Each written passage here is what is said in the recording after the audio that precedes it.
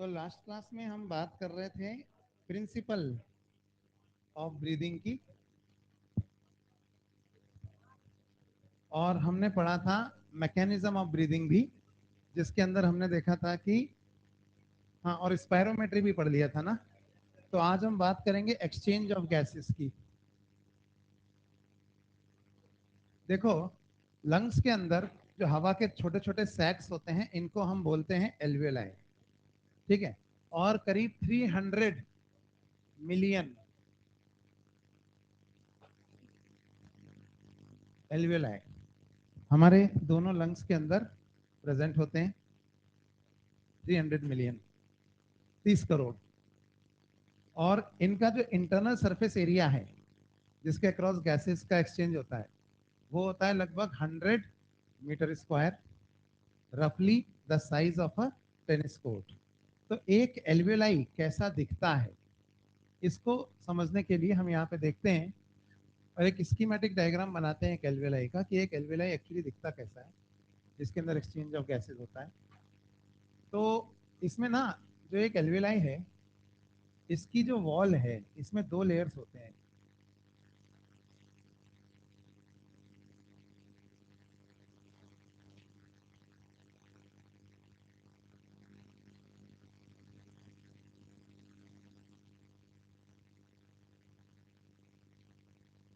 बाहर वाला yellow elastic connective tissue है, ठीक है।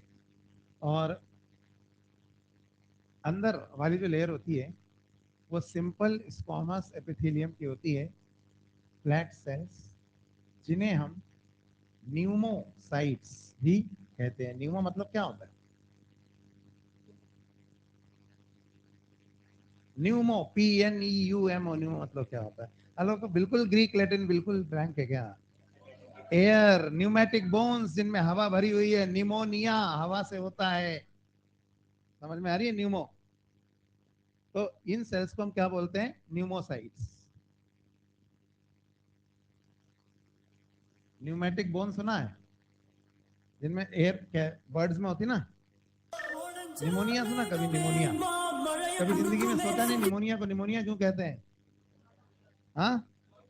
अच्छा, तो तुम्हें तो ये भी नहीं पता होगा ट्यूबरकुलोसिस को ट्यूबरकुलोसिस क्यों कहते हैं? रट लिया, हाँ, बहुत बढ़िया। सुना है कभी टाइफॉइड? क्यों टाइफॉइड क्यों? अच्छा, ट्यूबरकुलोसिस को ट्यूबरकुलोसिस क्यों कहते हैं, चलो बताओ। क्योंकि देखो, ये कह रहे हैं ट्यूबरकुलोसिस को ट्यूबरकुलोसिस इसलिए कहते हैं क्योंकि माइकोबैक्टीरियम ट्यूबरकुलोसिस उसे कॉज करता है। वाह साहब, यही बोला था ना आपने। अरे भैया, वो ट्यूबरकुलोसिस कॉज करता है, इसलिए उस बैक्टीरिया का नाम माइकोबैक्टीरियम ट्यूबरकुलोसिस है। नहीं समझे? कल को आप कहोगे विब्रियो कोलेराई, अब कल को आप कहोगे कि कोलेरा को कोलेरा इसलिए कोलेरा समझते है जा, इसलिए कहते हैं क्योंकि वो विब्रियो कोलेराई से होता है। अरे बेवकूफ, विब्रियो मतलब कॉमा, लेकिन कोलेरा कॉज करने वाला कॉमा शेप बैक्टीरिया, इसलिए उसका नाम विब्रियो कोलेरा। तो कोलेरा का मतलब तो कुछ और है इसका मतलब। तो कभी सोचना, ऐसे ऐसे रटोगे तो पूरी बायोलॉजी आप रटते ही रहोगे। फिर कहोगे कि इसमें कुछ कॉन्सेप्चुअल तो कुछ है नहीं, रटो बस बायो रटो। फिर उसके बाद कहोगे अरे बेकार है सब, एनसीईआरटी की लाइनें रटो बस, ये आएगा नहीं। ऐसे थोड़ी डॉक्टर बनते हैं। आपको उन वर्ड्स के मीनिंग ही नहीं पता होंगे तो आप क्या करोगे?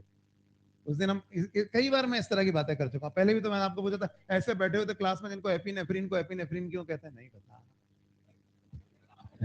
एपी मतलब ऊपर, नेफ्रो मतलब किडनी, किडनी के ऊपर से निकलता है एड्रिनल से, है ना? तो ऐसे मत करो। हाँ, वो अपने आप मैं करा दूंगा वैसे ही। बहुत सी आर्टेरियोस्क्लेरोसिस, यार इसको आर्टेरियोस्क्लेरोसिस क्यों कहते हैं? स्क्लेरो मतलब हार्ड होता है, स्क्लेरोसिस मतलब हार्डनिंग, कठोर हो गई ना आर्टरी। स्क्लेरिन कायमा सुना है कभी? स्क्लेरो प्रोटीन सुने? ये सब हार्ड होते हैं, तो स्क्लेरोसिस मतलब हार्डनिंग। इसमें क्या है? रट रहे हैं एथीरोस्क्लेरोसिस। ऐसे रटना नहीं होता, सुनते जाओ। और ये हर वर्ड का एक मीनिंग है, वो आपको पता होना चाहिए। सेरिब्रम को सेरिब्रम या डायनसेफेलॉन को डायनसेफेलॉन क्यों कहा? छोड़ दो, तो ज्यादा हो गया, है ना? हाँ। तो देखो, हर चीज का अब घर जाकर सोचना, मेडुला ऑबलोंगेटा, ये क्या है? इसका ये नाम क्यों है? तो अरे भैया चलो, अब जो पढ़ा रहा हूँ उस पर आ जाओ। हाँ, टीबी को टीबी क्यों कहते हैं? जहाँ टीवी देखने से हो जाती है। यूट्यूब पे ऐसे पढ़ाएगा, टीवी मत देखो, यूट्यूब देखो। अच्छा, ट्यूबरक्लोसिस, ट्यूबरकल समझते हो? ट्यूबरकल मतलब होता है उभार या फोड़ा। लंग्स पर छोटे छोटे फोड़े हो जाते हैं और उन फोड़ों के अंदर गला हुआ मटेरियल भरा होता है, बिल्कुल वैसे ही जैसे एक स्वेटर में अगर रोएं उग जाएं तो स्वेटर मजबूत हुआ है या कमजोर हुआ है? कमजोर हुआ है ना। इसी तरह से एप्पल के अंदर एक गला हुआ एप्पल देखा, केले में गला हुआ पार्ट या एप्पल में गला हुआ पार्ट होता है, वैसे ही लंग्स में छोटे छोटे फोड़े हो जाते हैं। ये फोड़े और भी जगह हो सकते हैं, बोन में भी टीबी होता है, और इन फोड़ों के अंदर उसी टिश्यू का गला हुआ पार्ट है। जैसे लकड़ी में फफूंद लग जाती है, उभर जाती है ना, वो तो कमजोर हुई है, लकड़ी मजबूत थोड़ी हुई है। तो ये माइकोबैक्टीरियम ट्यूबरकुलोसिस वो फोड़े लंग्स में कर देता है, और वो फोड़ों के अंदर क्या होता है, अंदर गला हुआ मटेरियल भरा हुआ होता है। जैसे वो गला हुआ एप्पल के अंदर गला हुआ पार्ट होता है ना, वैसे ही।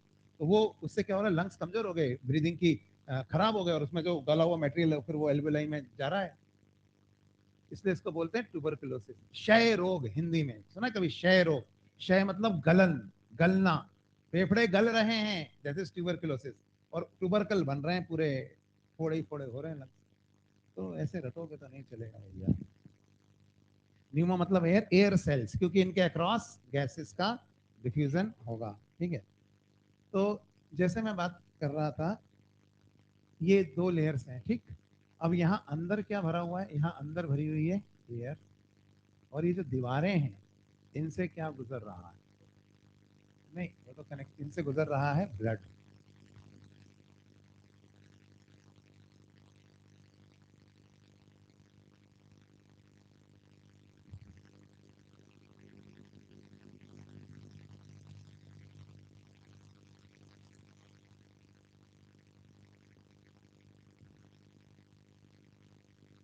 तो होता क्या है,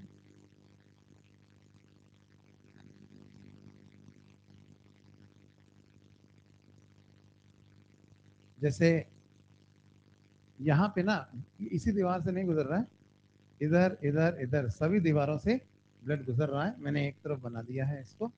ये जो इंटरनल सरफेस एरिया है, ये 100 मीटर स्क्वायर होता है, एक एल्वेलाई का नहीं, 30 करोड़ एल्वेलाई का, दोनों लंग्स के। अब जो ब्लड घुसता है अंदर लंग्स में, वो घुसता है पल्मोनरी आर्टरी से, और जो ऑक्सीजनेट होकर बाहर निकलता है वो निकलता है पल्मोनरी वेन से। ठीक है, आर्टरी आर्टीरियोल में टूटती है, और आर्टीरियोल जो है वो कैपिलरीज के अंदर टूटती है। तो होता क्या है कि यहाँ पे इधर ब्लड है और इधर एयर है, ठीक है, और ब्लड और एयर के बीच में बहुत ही छोटे छोटे छेद हैं यहाँ, बहुत छोटे।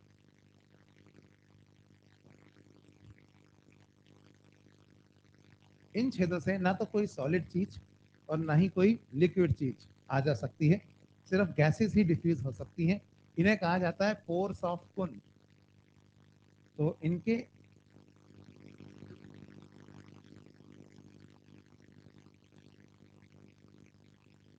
इन्हीं से गैसेस का डिफ्यूजन होता है। गैसेस का जो कॉन्सेंट्रेशन होता है वो पार्शियल प्रेशर में नापा जाता है। ठीक है, तो PO2 और PCO2 ऐसे नापते हैं। तो जो अंदर घुस रहा है डीऑक्सीजनेटेड ब्लड है, उसके अंदर PO2 तो कम है, 40 mmHg है, PCO2 ज्यादा है, 46 mmHg। ये वैल्यूज आपको याद रखनी है, ठीक है। तो ये डीऑक्सीजनेटेड ब्लड है। जो एयर बाहर से आके यहाँ एल्वेलाई में भर रही है, उसके अंदर क्या ज्यादा है? उसके अंदर PO2 ज्यादा है। कितना है? 104 mmHg। और इसमें PCO2 कम है। कितना है?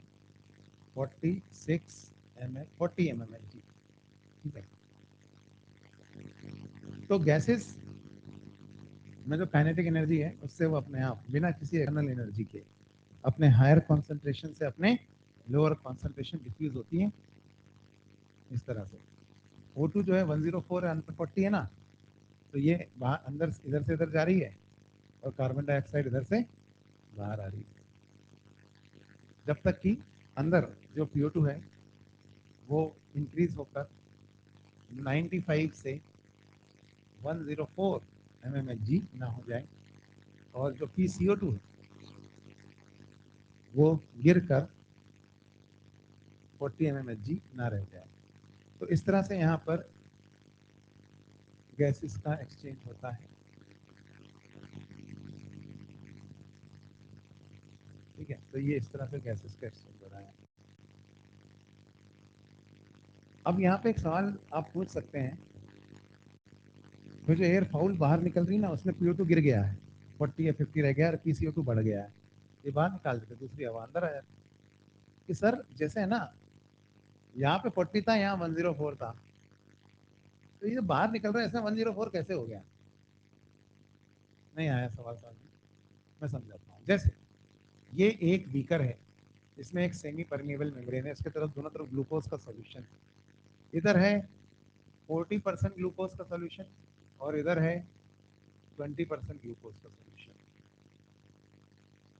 थोड़ी देर में दोनों तरफ 30-30 हो जाएगा, नहीं आई बात समझ में? इधर भी 30 हो जाएगा और इधर भी 30 हो जाएगा। ठीक हो गया, हमारा डिफ्यूजन हो गया, जैसे यहाँ पैसिव डिफ्यूजन हो रहा था वैसे ही। तो फिर यहाँ अगर 104 है और यहाँ 40 है, तो 144 डिवाइडेड बाई 2, यानी कि इधर भी 72 हो जाना चाहिए और इधर भी 72 हो जाना चाहिए। इधर ये 104 कैसे हो गया और इधर 72 से भी नीचे हो गया? नहीं आई बात समझ? ये पलट कैसे गया ग्रेडियंट? ईमानदारी से बताओ, कितने लोगों को समझ में आ रही है? क्वेश्चन कितने लोगों को समझ में आ रहा है, ये बताओ। क्वेश्चन ही नहीं आ रहा, आगे आगे बैठो, इधर आओ, इधर आके बैठो, यहाँ आएगा समझ। तो दोनों तरफ जो ये इक्वल हो जाना चाहिए ना, बराबर बराबर, वो इसलिए नहीं हो रहा है क्योंकि ये एक स्टैटिक इक्विलिब्रियम है और ये एक डायनामिक इक्विलिब्रियम है। इसलिए यहाँ तो जैसे इधर 40 इधर 20, दोनों तरफ 30-30 हो जाएगा, लेकिन यहाँ पे ऐसा नहीं है कि इधर 40 है और इधर 104 है तो दोनों तरफ 72-72 हो जाए। एक्चुअली होता क्या है, बहुत तेजी से गैसेज अंदर घुसती, इधर से O2 अंदर घुस रही है, और इधर से CO2 बाहर निकल रही है, पर ब्लड रुक नहीं रहा है, ब्लड आगे निकल गया, पीछे से दूसरा ब्लड आ गया। अगर मैं ब्लड को रोक देता और एयर को भी रोक देता, तो थोड़ी देर में दोनों तरफ 72-72 हो जाता। समझे बात को? ये ऐसे ही है जैसे अमीर और गरीब, इधर से एक अमीर आ रहा है जिसके पास 100 का नोट है, इधर से एक गरीब आ रहा है, इधर से एक अमीर आ रहा है जिसके पास 100 का नोट है, इधर से एक गरीब आ रहा है जिसके पास कुछ नहीं है। गरीब कह रहा है दे दे, अमीर कह रहा है ले ले, लेकिन 100 का नोट है, तो कह रहा है चल 50 तू रख, 50 में रख। जैसे अमीर ने इसको 100 का नोट दिया, ये लेके भाग गया।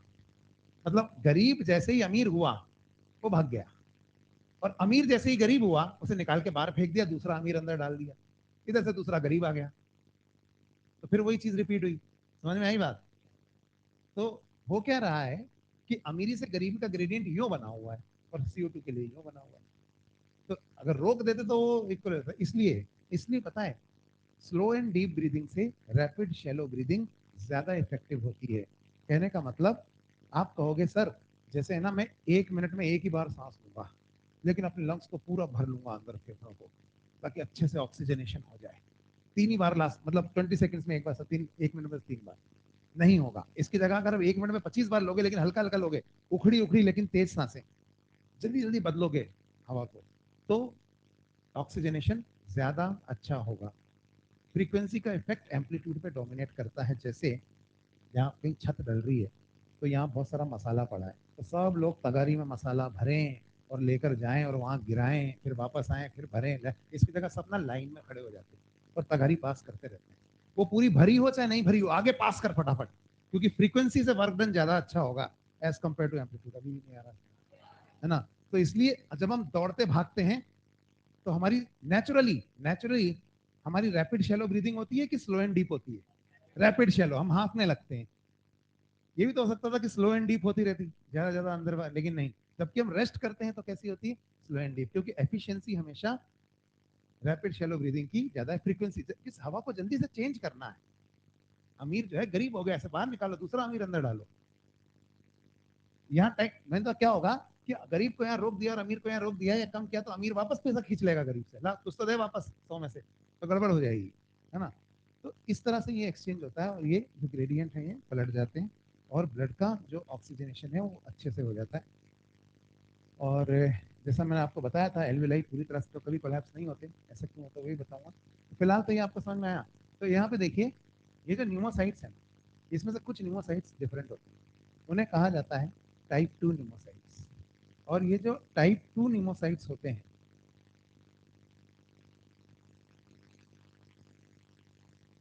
ये एक फॉस्फोलिपिड सिक्रीट करते हैं जिसका नाम होता है lecithin. Lecithin acts as a surfactant. आप कहेंगे तो होता क्या है, बर्थ से पहले हमारे एल्वेलाई जो है वो ऐसे हैं कोलैप्स, ठीक है। बर्थ के बाद पहली बार बच्चा रोता है तो वो सांस लेता है, नहीं रोएगा तो रुलाएंगे ताकि वो सांस ले। तो पहली बार उसके एल्वेलाई में हवा जाती है, जैसे गुब्बारा है, आप उसमें फूंक मार रहे हो, वो फूल ही नहीं रहा, फिर आपने उसको खींच खींच के ढीला कर दिया, अब की बार फूंक मारोगे तो उतनी ही फोर्स में वो फूल जाएगा। आपने क्या किया, सरफेस टेंशन कम कर दी ना। तो इसी तरह से सरफेस टेंशन पढ़ा ना आपने, इन्फ्लेशन इजी हो गया कम फोर्स में। एयर बबल टूट ही रहा है और सोप बबल में दोनों तरफ ले लो फूट ही रहा है यार, सरफेस टेंशन पढ़ा आता है। तो उसी तरह से क्या होता है कि ये एल्वेलाई हमारे बर्थ से पहले कोलैप्स। तो बर्थ के समय पहली बार टाइप 2 न्यूमोसाइट सेल्स जो होते हैं वो सर्फेक्टेंट रिलीज करते हैं जो एल्वेलाई की सरफेस से बिखर जाता है, और ये सर्फेक्टेंट एल्वेलाई की वॉल की सरफेस टेंशन को रिड्यूस कर देता है। ये जो अंदर वाली लेयर है ना न्यूमोसाइट वाली लेयर, ये एंडोडर्मल इन ऑरिजिन है, और इसके अलावा बाकी पूरे के पूरा लंग्स का बाकी सब कैसा है, मेसोडर्मल इन ऑरिजिन, ठीक है। तो अंदर वाली लेयर कैसी है, एंडोडर्मल। तो ये जब न्यूमोसाइट लेसिथिन सिक्रेट करते हैं तो एल्वेलाई की सरफेस टेंशन कम हो जाती है, तो एल्वेलाई आसानी से फूल जाते हैं। और अब ये लेसिथिन जो बर्थ के समय सिक्रेट हुआ है ये सारी जिंदगी सिक्रेट होगा, तो एल्वेलाई की सरफेस टेंशन हमेशा कम रहेगी और एल्वेलाई कभी भी वापस से कोलैप्स नहीं होंगे। तो देखिए बर्थ से पहले देखिए ऐसा है एल्वेलाई। अब पहला इंस्पायरेशन और पहला एक्सपायरेशन, फिर इंस्पायरेशन एक्सपायरेशन इंस्पायरेशन एक्सपायरेशन, ऐसे ऐसे चलेगा। अब कोलैप्स कभी नहीं होंगे पूरी तरह से, क्यों, क्योंकि लेसिथिन ने सरफेस टेंशन कम कर दी है। So some amount of air will always remain in the alveoli, that is known as residual volume. ये बदलती रहेगी लेकिन ऐसा नहीं होगा at any moment of time 1200 ml तो लंग्स में रहेगी। इसीलिए gaseous exchange continues even during expiration. एक बच्चा पैदा होते गला घोट के मार दिया, कैसे पता लगाओगे कि मरा हुआ पैदा हुआ था या पैदा होने के बाद मरा है। मरा हुआ ही पैदा हुआ है तो वो कभी रोया नहीं, उसने सांस नहीं ली, उसके लंग्स के एल्वेलाई कोलैप्स है, पोस्टमार्टम के दौरान उसके लंग्स पानी में डालेंगे तो डूब जाएंगे। लेकिन अगर पैदा होने के बाद मरा है तो रोया होगा, तो उसने सांस ली होगी, तो उसके एल्वेलाई में थोड़ी रेजिडुअल वॉल्यूम होगी, उसके लंग्स पानी में डालेंगे तो थोड़ा सा फ्लोट करेंगे। नहीं दिया है एनसीईआरटी में, लेकिन आप पुराने क्वेश्चन देखेंगे तो पूछा गया था। अब नहीं पूछे जाते इतने कठिन क्वेश्चन, लेकिन फिर कह रहा हूँ एक क्वेश्चन आ जाएगा ऐसा और वो डिसाइड कर देगा कि कौन मौलाना आजाद जा रहा है, कौन दरभंगा जा रहा है और कौन वापस कोटा आ रहा है ना। एक क्वेश्चन तो, हाँ, रुला के फिर मार दिया तो बात वही हुई ना। अरे मूर्ख, मरा हुआ पैदा हुआ है तो केस नहीं लगेगा, पैदा होने के बाद मारा है तो केस लगेगा। तो रुला यही तो बचाना था, उस बात ही नहीं समझता। रामायण खत्म हो गई, वो पूछ रहा तो आखिर सीता ने रावण का अपहरण क्यों कर लिया। क्या कर रहा है। हाँ, तो ये तो हमने बात करी इसके बारे में। तो ये टाइप 2 न्यूमोसाइट्स होते हैं जो ये काम करते हैं, लेसिथिन सिक्रीट करते हैं। अगर ये प्रॉपरली सिक्रीट नहीं हो रहा है लेसिथिन, नहीं, न्यू बॉर्न बेबी में, तो सांस लेने में तकलीफ हो जाएगी ना उसको। रेस्पिरेटरी डिस्ट्रेस सिंड्रोम कहते हैं इसको, आरडीएस। पुराने क्वेश्चंस में मिल जाएगा, एएमयू में, बीएचयू में, एम्स में, अब तो नीट होता है ना। तो आरडीएस में टाइप 2 न्यूमोसाइट्स नॉन फंक्शनल है। एक और बीमारी है जिसे कहा जाता है एटिलेक्टेसिस, सुना है कभी।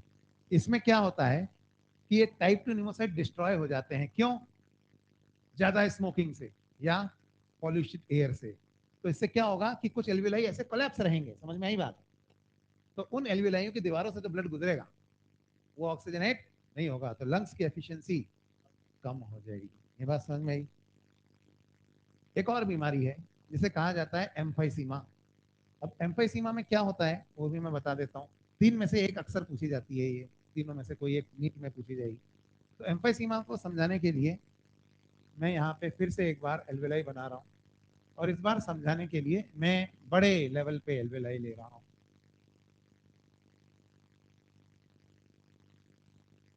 सपोज ये एक एल्वेलाई है, और एल्वेलाई की वॉल्स तो आपको दिख ही रही हैं यहाँ पे।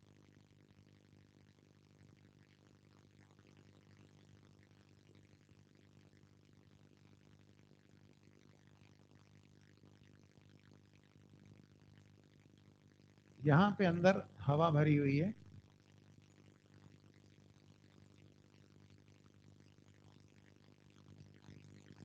और ये दीवारों से ब्लड गुजर रहा है।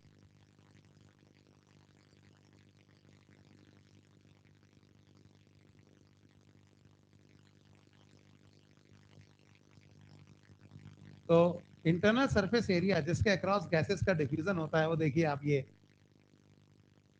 गंदा धुआं या पॉल्यूटेड एयर या स्मोकिंग कई सालों से अगर कर रहे हैं तो गंदा धुआं अंदर आता है, बाहर आता है। इससे क्या होता है पता है? एल्वेलाई की जो वॉल की जो पार्टीशन है ना, जिनको हम कहते हैं सेप्टा, इनमें डिजनरेटिव चेंजेस स्टार्ट हो जाते हैं, ये गलने लगते हैं। और जब ये गलने लगते हैं ऐसे, ये लोग सेप्टा अंदर से टूट गए, तो एल्वेलाई पहले से ज्यादा फूला फूला और बड़ा बड़ा लग रहा है। लेकिन जो इंटरनल सर्फेस एरिया है जिसके अक्रॉस गैसेस का डिफ्यूजन होता है, वो तो डिक्रीज हो गया। बात समझ में आई? This is known as emphysema.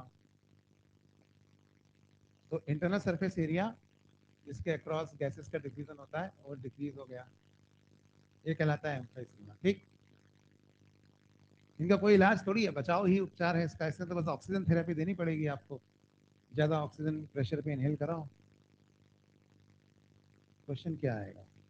Question आएगा क्या एम्फाइसीमा का कोई इलाज है? नहीं है।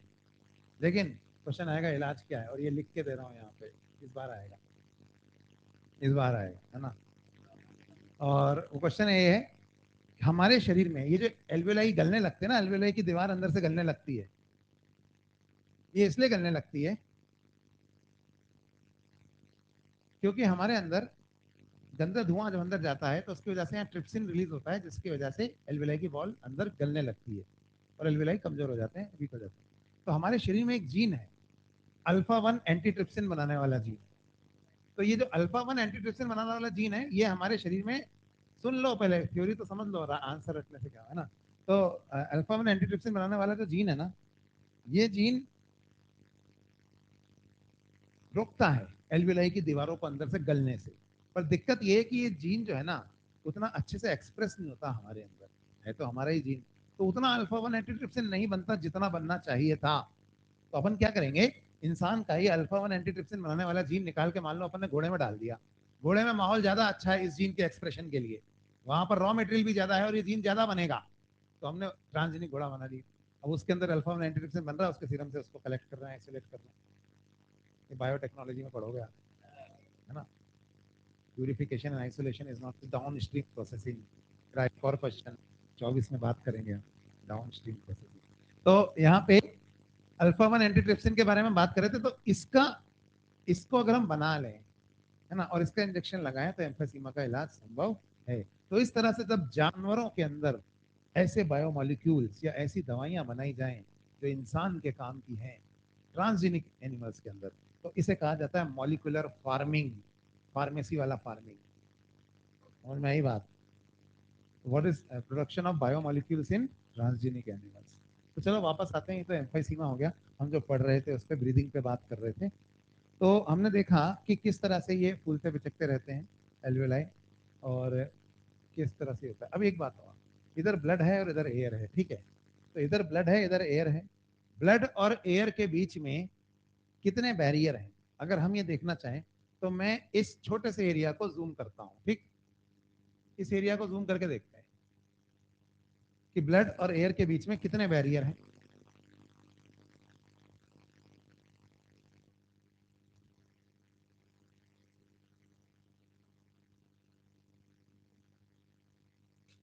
तो ब्लड की तरफ से जो पहला बैरियर आया, ये है कैपिलरी की वॉल। कैपिलरी की वॉल को क्या कहा जाता है बताओ? एंडोथीलियम। तो कैपिलरी की वॉल को कहते हैं एंडोथीलियम।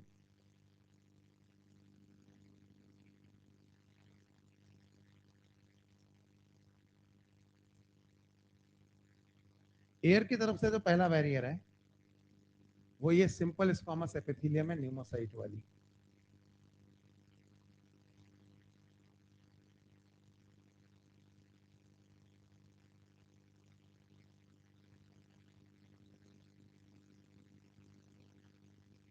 तो दो बैरियर तो यही हो गए।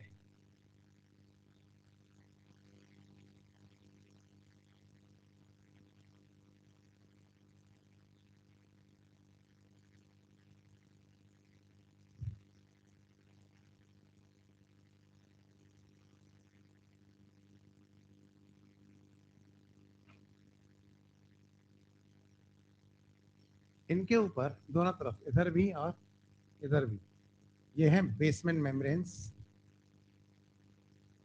ये है एंडोथीलियल बेसमेंट मेम्ब्रेन, और इधर है एपिथीलियल बेसमेंट मेम्ब्रेन। इनके बीच में यहाँ पर प्लेन कनेक्टिव टिश्यू भरी हुई है।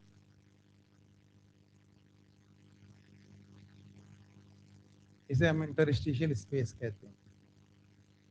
तो ये 5 बैरियर हैं ब्लड और एयर के बीच में। इन्हीं में छोटे छोटे खाली जगहें हैं ऐसे, जिन्हें क्या कहा जाता है, पोर्स ऑफ कुन, जिनसे गैसेस का एक्सचेंज होता है अपने हायर कॉन्सेंट्रेशन से अपने लोअर कॉन्सेंट्रेशन। और इसकी जो टोटल थिकनेस है ना, इसको पूरे को हम क्या कहते हैं पता है, रेस्पिरेटरी मेम्ब्रेन। तो ये पूरा जो है ये कहलाता है रेस्पिरेटरी मेम्ब्रेन, और इसकी टोटल थिकनेस होती है सिर्फ 0.2 mm। इसी के अक्रॉस गैसेस का डिफ्यूजन होता है।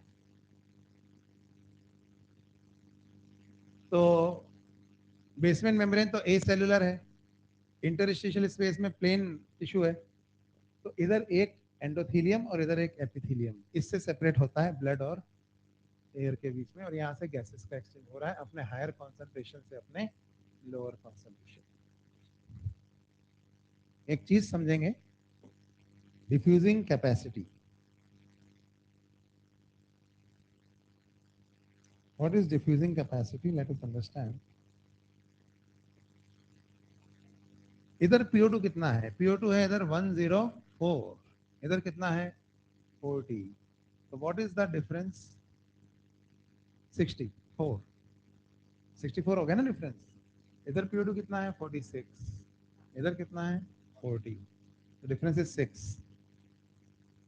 तो what is the diffusing capacity of a gas? Suppose इस तरफ प्रेशर 104 होने के जगह 40 होता, 41 होता, ठीक है, उधर कितना है 40। तो अगर इधर 104 की जगह 41 होता, उधर 40 होता, तो प्रेशर डिफरेंस ऑक्सीजन के लिए कितना है 1 mmHg, है ना। तो ऐसे में 21 ml ऑक्सीजन 1 मिनट में डिफ्यूज हो सकती थी इधर से इधर। That is the diffusing capacity of oxygen. So what is the diffusing capacity of oxygen? Amount of gas that can diffuse across the respiratory membrane in 1 minute's time for a pressure difference of 1 mmHg। पर actual pressure difference कितना होता है बताओ? 64। तो actually कितनी oxygen इधर से उधर डिफ्यूज होती है? 21 इंटू 64। समझ में आया? इसी तरह से कार्बन डाइऑक्साइड के लिए, अच्छा ये डिफ्यूजिंग कैपेसिटी होती है। So this is about diffusing capacity. लिखा होगा definition, amount of gas that can diffuse across the respiratory membrane in 1 minute's time for the pressure difference of 1 mmHg, ठीक है। So that is the diffusing capacity of a gas. Now diffusing capacity of a gas depends on the solubility of the gas.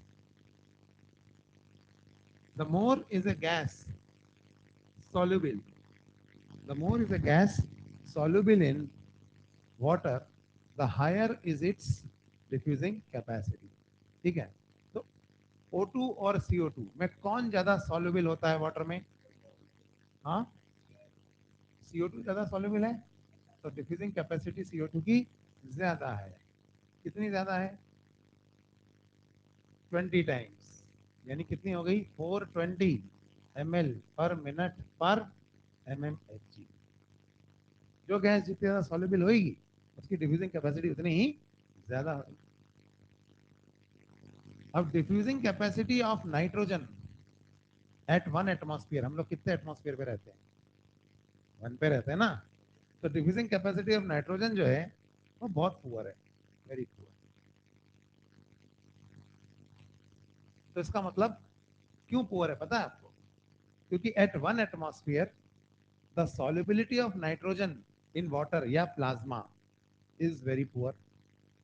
तो nitrogen की जो solubility है ना plasma में, वो बहुत पुअर है, इसलिए वो डिफ्यूज नहीं करती।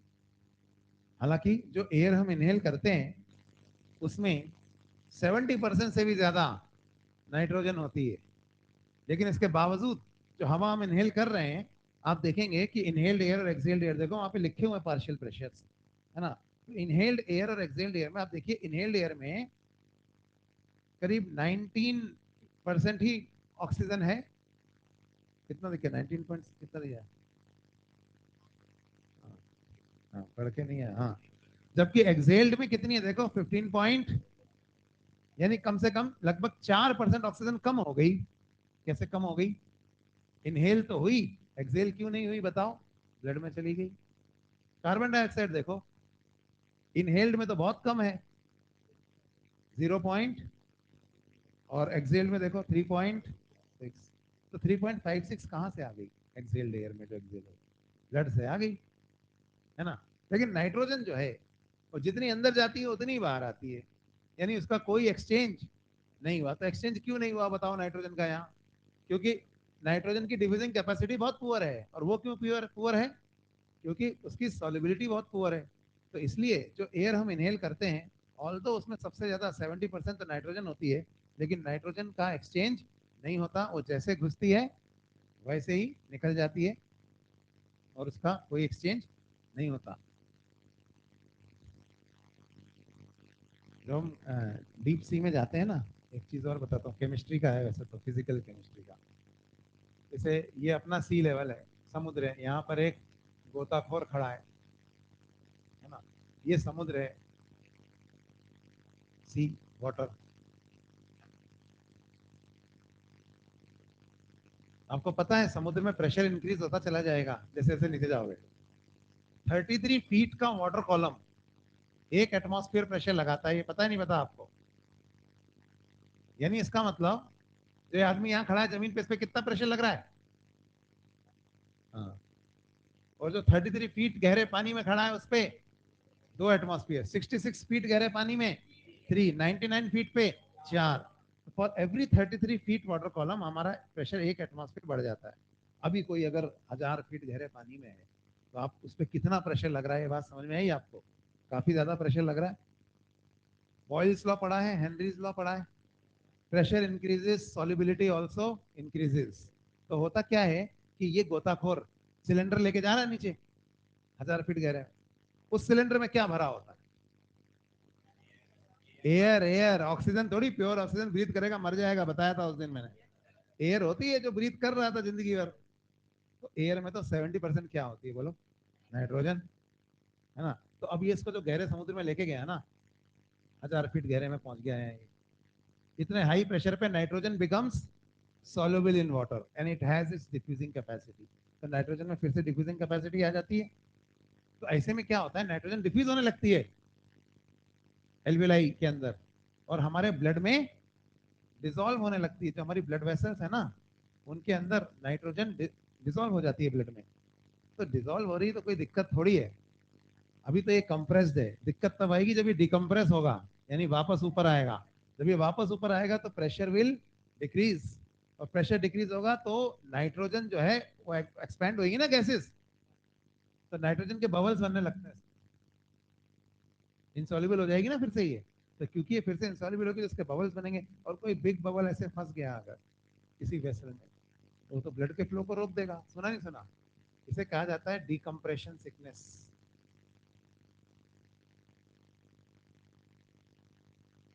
मसल्स की ब्लड फ्लो रुक गया, ब्रेन का रुक गया तो मर ही जाएगा। या बेंड्स, या डाइवर्स पैरालिसिस, या केसन्स डिजीज, सुना कभी आपने?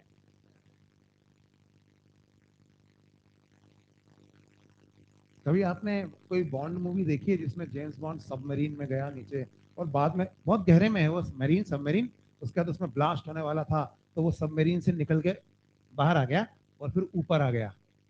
देखा होगा आपने ऐसे, बहुत नीचे से ऊपर आया, फिल्मों में हीरो अक्सर देखे होंगे आपने। अभी इसमें क्या होता है पता है? कि वो कभी भी ना ऐसे ऊपर नहीं आते। पता कैसे ऊपर आते हैं?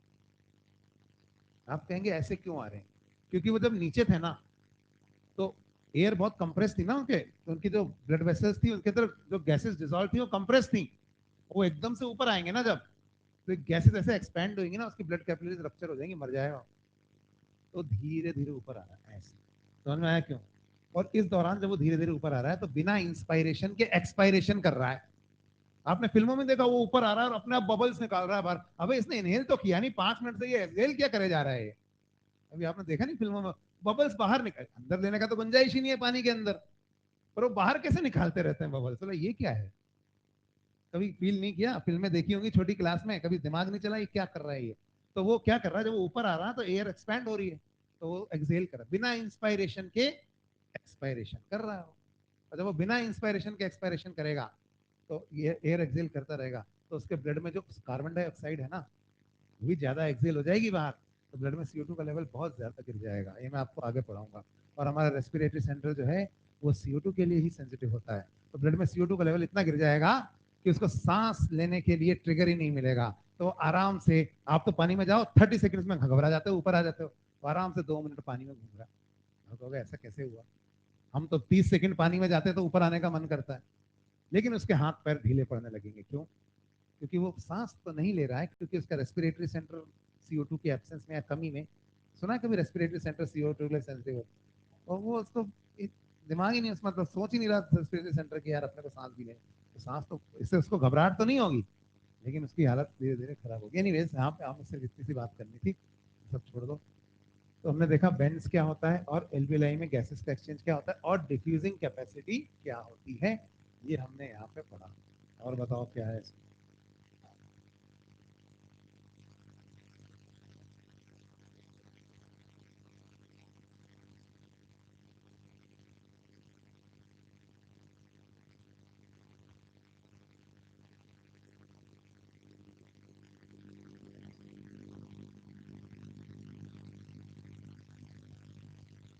चलिए, तो ये तो हमने एक्सचेंज ऑफ गैसेस पढ़ा। अगला टॉपिक है ट्रांसपोर्ट ऑफ गैसेस, कि ट्रांसपोर्ट कैसे होता है। तो दो मेन गैसेस जिनका ट्रांसपोर्ट हमें पढ़ना है वो है ऑक्सीजन और कार्बन डाइऑक्साइड, यही होती है, और तो कौन ट्रांसपोर्ट। चलिए पढ़ते हैं।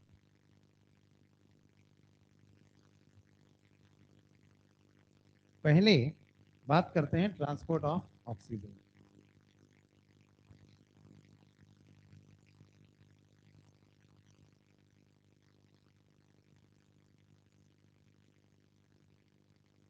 ऑक्सीजन का जो ट्रांसपोर्ट है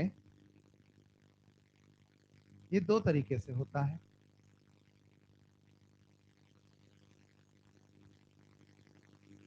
ब्लड के थ्रू ही होता है। ब्लड में दो चीजें हैं, RBC है और प्लाज्मा है। जैसे RBC किस में तैर रहा है? प्लाज्मा में तैर रहा है। तो करीब 3% ऑक्सीजन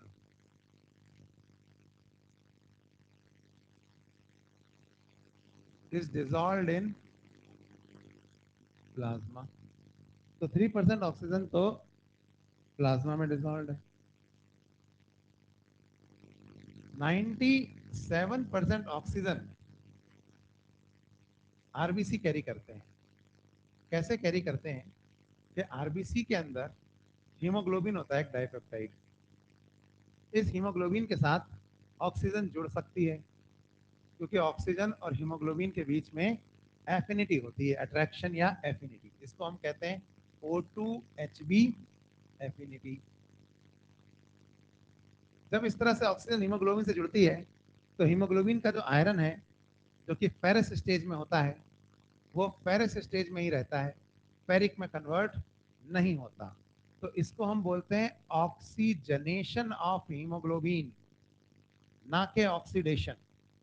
ऑक्सीडेशन में तो फेरस फेरिक में कन्वर्ट हो जाएगा। तो एक अनस्टेबल कंपाउंड बनता है ऑक्सीजन जब हीमोग्लोबिन से जुड़ती है, जिसका नाम है ऑक्सी हीमोग्लोबिन। और करीब 97% तक ऑक्सीजन इसी फॉर्म में ट्रांसपोर्ट होती है हीमोग्लोबिन के साथ जुड़ के, ऑक्सी हीमोग्लोबिन। ठीक है। और 3% डिजॉल्व इन प्लाज्मा। तो किस तरह से होती है इसको हम एक डायग्राम से अभी समझेंगे।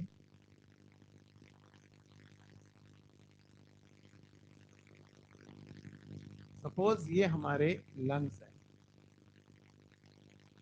और ये हमारा टिश्यू लेवल है। टिश्यू लेवल मतलब कि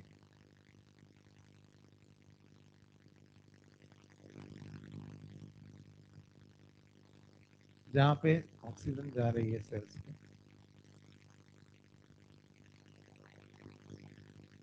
ठीक है। ये हार्ट है सपोज है।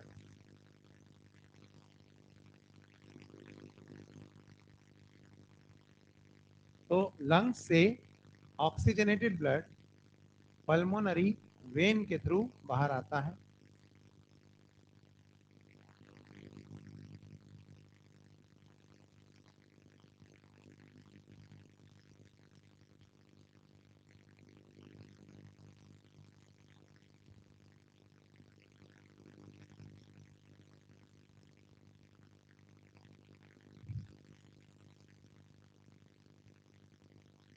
तो लंग्स से ऑक्सीजनेटेड ब्लड जो है वो पल्मोनरी वेन्स के थ्रू बाहर आता है।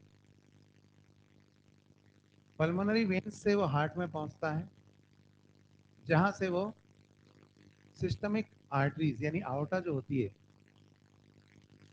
उसके थ्रू, सिस्टमिक आर्टरीज ऐसे लिख दिया मैंने, उसके थ्रू वो कहाँ पहुंचता है, टिश्यू लेवल पे। ब्लड में क्या होता है, ब्लड में होता है आरबीसी, और आरबीसी किस में तैर रहा है, ये प्लाज्मा।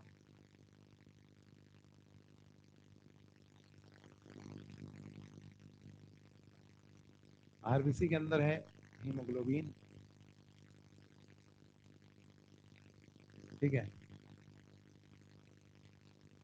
अब डीऑक्सीजनेटेड ब्लड सिस्टमिक वेन्स के थ्रू वापस जा रहा है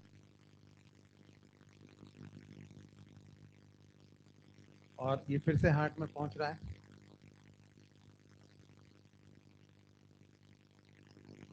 जहां से फिर वो पल्मोनरी आर्टरी के थ्रू लंग्स में जाएगा। तो ये आरबीसी वापस जा रहा है।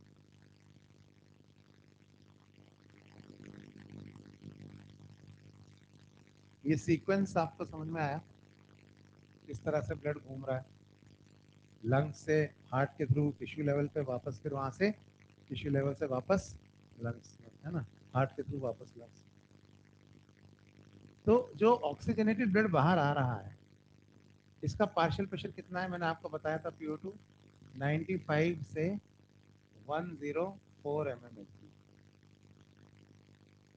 क्योंकि लंग्स में ऑक्सीजन आ रही है ना बाहर से लगातार। तो यहाँ PO2 ज्यादा है, कितना है यहाँ PO2 104। तो ऑक्सीजनेटेड ब्लड तो पल्मोनरी वेन से बाहर आ रहा है, इसमें PO2 कितना है 104। अब एक हीमोग्लोबिन के मॉलिक्यूल से 4 ऑक्सीजन के मॉलिक्यूल जुड़ते हैं, मैंने आपको बताया मैक्सिमम। तो ये 3% तो यहाँ प्लाज्मा में डिजोल्व हो गई, और बाकी एक हीमोग्लोबिन के मॉलिक्यूल से करीब 4 ऑक्सीजन के मॉलिक्यूल जुड़ते हैं और ऑक्सी हीमोग्लोबिन बनाते हैं, रेड कलर का, ठीक है। इसी चीज को अगर हम क्वांटिटी में देखें तो 1 ग्राम haemoglobin can bind with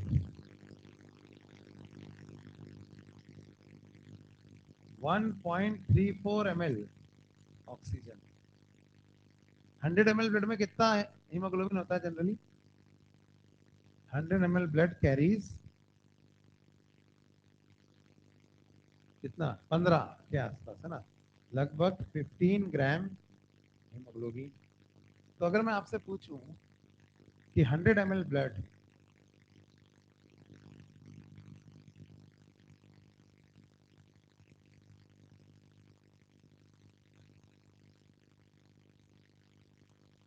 can carry a maximum of 100 ml blood maximum कितनी ऑक्सीजन कैरी कर सकता है, तो 15 इंटू 1.34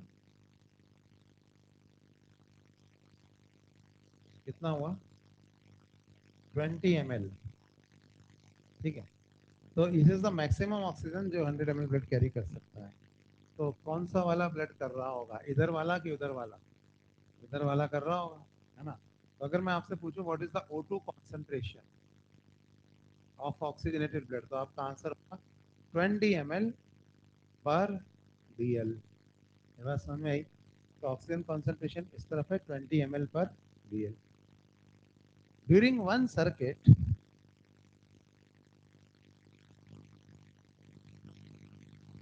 ब्लड जितनी ऑक्सीजन लेके आता है ना, उसका 25% ही टिश्यू लेवल पर डिलीवर करता है, सारा नहीं कर देता।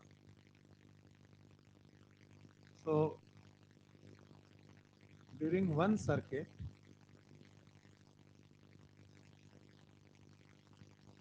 Blood delivers 25% of oxygen at tissue level. ज्यादा भी कर सकता है पर नॉर्मली नॉर्मली 25% ही डिलीवर करता है। तो अगर हम टिश्यू लेवल को देखें, टिश्यू लेवल पे ऑक्सीजन का कंजम्पशन हो रहा है, ये तो आपको पता ही है। तो इस वजह से यहाँ पर PO2 गिर गया है, और गिर के कितना रह गया है, कम रह गया 40 mmHg। यही PO2 तो होता है डीऑक्सीजनेटेड ब्लड का, 40 mmHg।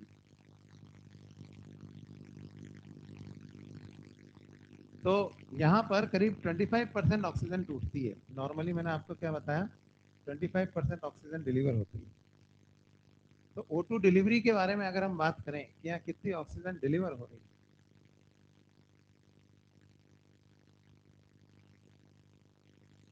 तो वो होगा 20 ml लेके आया, 20 ml से कितना दिया 5 ml, 5 ml पर DL।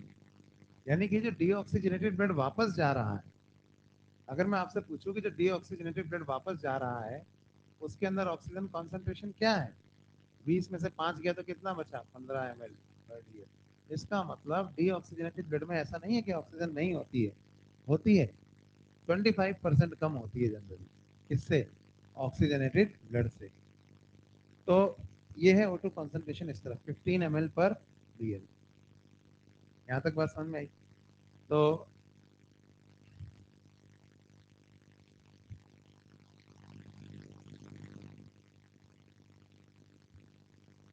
करीब 25% ऑक्सीजन डिलीवर हो जाती है।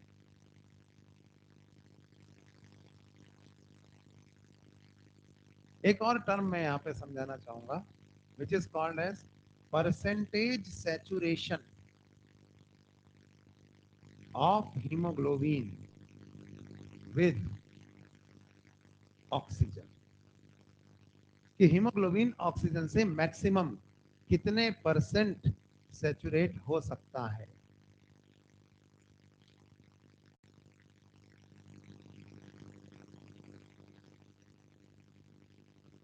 तो ये देखिए, सपोज ये एक हीमोग्लोबिन का मॉलिक्यूल है, तो इस वक्त ये ऑक्सीजन से 0% सेचुरेटेड है, ठीक है।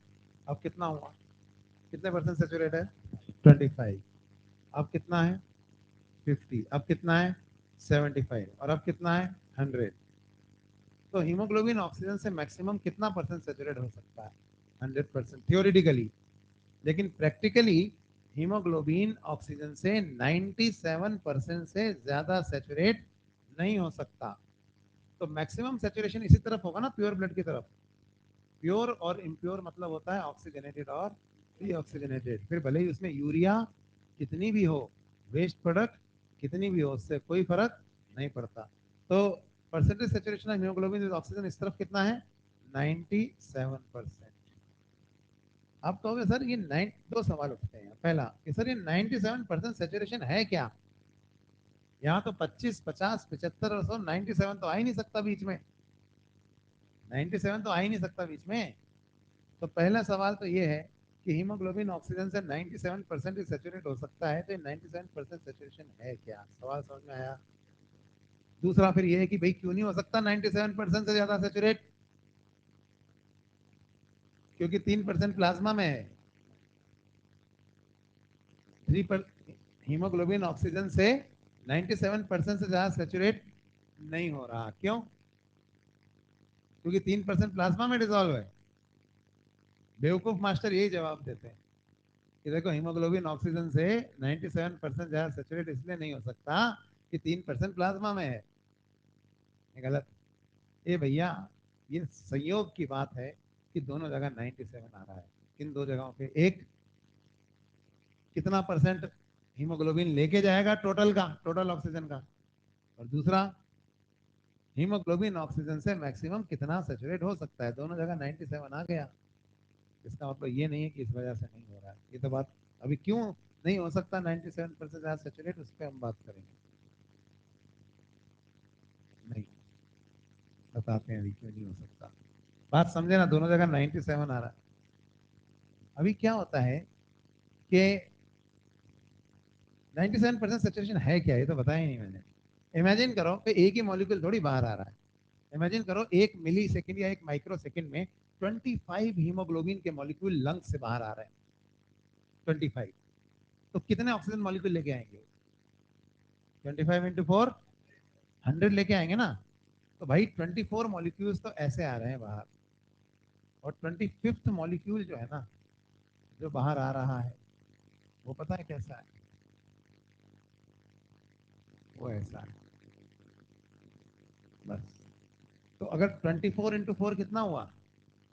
96 प्लस 1 97। तो हीमोग्लोबिन जो है वो ऑक्सीजन से 97% से ज़्यादा सैचुरेट नहीं हो सकता। ये तो हुआ कि 97% सैचुरेशन होता क्या है, पर सवाल ये है कि क्यों नहीं हो सकता 97% से ज़्यादा सैचुरेशन। या मैं इस बात को ऐसे कहूँ कि ये 25वें हीमोग्लोबिन के मॉलिक्यूल की 3 ऑक्सीजन कहाँ गई? कौन खा गया? नहीं आई बात समझ में? सवाल समझ में आया? कहाँ गई? एक बात बताओ, किसी मेस में खाना खाते हो ना तुम, मेस की किचन से, मेस में खाना कौन, हलवाई बना रहा है, जो भी है कुक है ना, तो क्या मेस की किचन में जितना खाना बनता है सारा बाहर आ जाता है? थोड़ा तो हलवाई खा जाता है, तीन नहीं खा जाता। अभी नहीं आई बात समझ में? लंग्स खुद भी तो एक टिश्यू लेवल है, अरे है कि नहीं है? थोड़ी तो खुद भी खाएंगे ना ऑक्सीजन जिंदा रहने के लिए, नहीं खाएंगे? लंग्स एक टिश्यू लेवल नहीं है क्या? तो हीमोग्लोबिन थोड़ी ऑक्सीजन खा जाएंगे, तो आप कहेंगे अच्छा सर, तो 3% ऑक्सीजन खा गए लंग्स, इसलिए हीमोग्लोबिन जो है वो ऑक्सीजन से 27% से ज्यादा सैचुरेट नहीं हुआ। ये जवाब सही नहीं है। एक्चुअली लंग्स ने बेचारों ने 1% ऑक्सीजन ही खाई थी। मतलब यहां पर एक मॉलिक्यूल तो लंग्स खा गए क्योंकि वो खुद एक टिश्यू लेवल। अब कितने बच गए? दो, यानी 98% तक तो पहुंच गए हम। 2% कौन खा गया? असल में 2% कभी था ही नहीं। आप कहोगे कैसे? ये रहा एम्स का क्वेश्चन। इसे कहते हैं फिजियोलॉजिकल शंट। मुझे एक बात बताओ, जो सारा का सारा ब्लड लंग्स में घुस रहा है, क्या उस सारे के सारे ब्लड का ऑक्सीजनेशन होगा? नहीं होगा। उसमें से जो लंग्स में घुसने के बाद कंडक्शन जोन से गुजरेगा उसका ऑक्सीजनेशन नहीं होगा, और जो एक्सचेंज जोन से गुजरेगा उसी का ऑक्सीजनेशन होगा। नहीं, यही बात समझ। अब जो लंग्स में ब्लड घुस रहा है, ऐसा तो हो ही नहीं सकता कि वो सारा का सारा ब्लड जो लंग्स के अंदर घुस रहा है वो सब एल्वियोलाई की दीवारों से गुजरे। पल्मोनरी आर्टरी से अगर 5 लीटर ब्लड अंदर घुसा है 1 मिनट में, तो क्या वो 5 का 5 लीटर ऑक्सीजनेट होने एल्वियोलाई में जाएगा? नहीं। तो पल्मोनरी आर्टरी से ब्लड गुजर रहा है, उसमें से कुछ ब्लड पता है क्या होता है? आर्टरी आर्टेरियल बनाती है, आर्टेरियल कैपिलरी बनाती है। तो कुछ कैपिलरीज ना कंडक्शन जोन में ही बन जाएंगी, trachea, primary bronchus, secondary bronchus, और कंडक्शन जोन में भरी हुई हवा एक्सचेंज में पार्टिसिपेट नहीं करती। उसे हम क्या कहते हैं? Dead space air. वहां नहीं होता ना। तो एक्चुअली क्या होता है कि, लेकिन हमारे एल्वेलाई इतने एफिशिएंट हैं दोस्तों कि 98% ऑफ द ब्लड जो हमारे लंग्स में घुसता है उसको एल्वेलाई से होकर गुजरना ही पड़ेगा। सिर्फ 2% ब्लड ही ऐसा होता है जो एल्वेलाई से नहीं जाता और वापस पल्मोनरी वेन में आ जाता है। इस तरफ से गया और वेन से वापस आ गया। सो 2% blood never passes through the alveolar walls, yeah, through the walls of exchange zone. It passes through the walls of conduction zone, so it does not get oxygenated. This blood is known as shunted blood and this phenomena is called as physiological shunt. तो 2% blood तो shunt होता ही है, सबके अंदर होता है, हम सबके अंदर। 1% लंग्स खा गए, कितना बचा? 97। इसलिए हीमोग्लोबिन ऑक्सीजन से 97% से ज्यादा सैचुरेट नहीं हो सकता। कितने लोगों को समझ में आ रहा है? ये कोई पढ़ाएगा नहीं, नहीं पढ़ाएगा कोई। एनसीईआरटी की लाइन बस इतना है, ये याद रख लो, इतना परसेंट है। हम पढ़ने बैठे हैं, मजाक करने नहीं बैठे। कोचिंग मजाक की चलती है और क्या। तो इसलिए ये चीजें हमें पढ़ के जानी है, क्योंकि क्वेश्चन कैसे आता है, नीट में ही आ जाएगा कि अगर 5 litre oxygen deoxygenated blood pulmonary artery से लंग्स में घुस रहा है, तो पल्मोनरी वेन से बाहर कितने लीटर ऑक्सीजनेटेड ब्लड आएगा? 5 लीटर। 5 लीटर से ज्यादा, 5 लीटर से थोड़ा कम, थोड़ा कम आएगा। नहीं आई बात समझ? सेम क्वेश्चन किडनी में आता है, जब ग्लूकोज लेवल को लेके आता है कि किडनी में अगर इतना ग्लूकोज अंदर जा रहा है 100 मिलीग्राम, तो बाहर कितना आएगा? 100, 100 से ज्यादा, 100 से कम, 100 से कम आएगा। क्यों? यूरिन में निकल जाएगा थोड़ा सा? नहीं, किडनी खा जाएगी ना। नहीं आ रही बात समझ में? तो सिंपल क्वेश्चन है, नीट के लेवल के ही हैं, डायरेक्टली एनसीईआरटी में नहीं दिए होते, एनसीईआरटी की लाइनों के